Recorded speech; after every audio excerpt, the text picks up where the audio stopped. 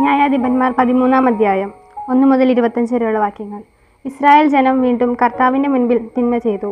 അവിടുന്ന് അവരെ 40 വർഷത്തേക്ക് ഫിലിസ്ത്യരുടെ കൈകളിൽ ഏൽപ്പിച്ചു. സോറായിൽ ദാൻ ഗോത്രക്കാരായ മനാവ എന്നൊരാൾ ഉണ്ടായിരുന്നു. അവൻ്റെ ഭാര്യ വന്ധ്യയായിരുന്നു. അവൾക്ക് മക്കളില്ലായിരുന്നു.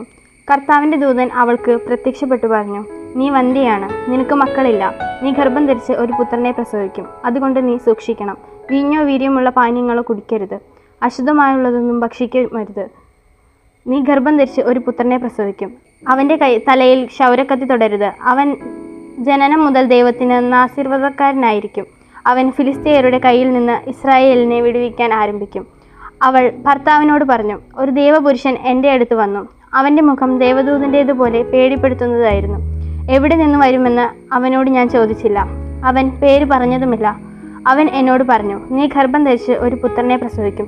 വീഞ്ഞോ വീര്യമുള്ള പാനീയങ്ങളോ കുടിക്കരുത്. അശുദ്ധമായതൊന്നും ഭക്ഷിക്കുകയും അരുത്. ബാലൻ ആജീവനാന്തം ദൈവത്തിന് ആശീർവദനക്കാരനായിരിക്കും. മനാവ കർത്താവിനോട് പ്രാർത്ഥിച്ചു, കർത്താവെ, അങ്ങ് അയച്ച ദേവപുരുഷൻ വീണ്ടും ഞങ്ങളുടെ അടുക്കൽ വന്ന് ജനിക്കാനിരിക്കുന്ന ശിശുവിനു വേണ്ടി ഞങ്ങൾ എന്താണ് ചെയ്യേണ്ടതെന്ന് അറിയിക്കാൻ ഇടയാക്കണമേ. മനോവയുടെ പ്രാർത്ഥന ദൈവം കേട്ടു. വയലിലായിരിക്കുമ്പോൾ ദേവദൂതൻ വീണ്ടും സ്ത്രീയുടെ അടുത്ത് വന്ന് ഭർത്താവായ മനാവ അവളോട് കൂടി ഉണ്ടായിരുന്നില്ല. അവൾ പെട്ടെന്ന് ഓടിച്ചെന്ന് ഭർത്താവിനോട് പറഞ്ഞു, എൻ്റെ അടുത്ത് കഴിഞ്ഞ ദിവസം വന്നയാൾ വീണ്ടും പ്രത്യക്ഷപ്പെട്ടിരിക്കുന്നു. മനാവ എഴുന്നേറ്റ് ഭാര്യയുടെ പിന്നാലെ ചെന്ന് അവനോട് ചോദിച്ചു, ഇവളോട് സംസാരിച്ചവൻ നീയോ?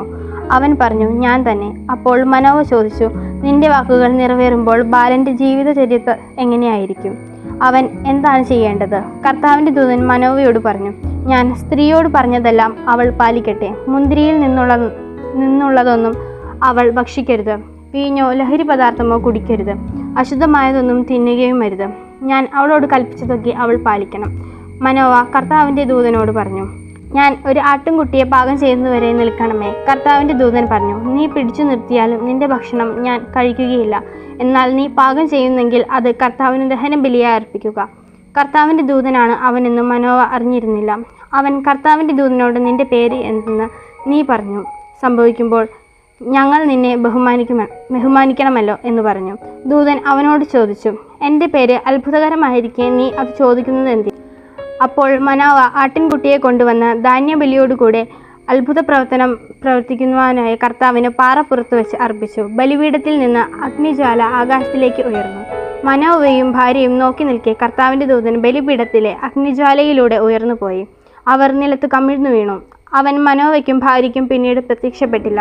അത് കർത്താവിൻ്റെ ദൂതനായിരുന്നുവെന്ന് മനോവയ്ക്ക് വ്യക്തമായി. മനോവ ഭാര്യയോട് പറഞ്ഞു, ദൈവത്തെ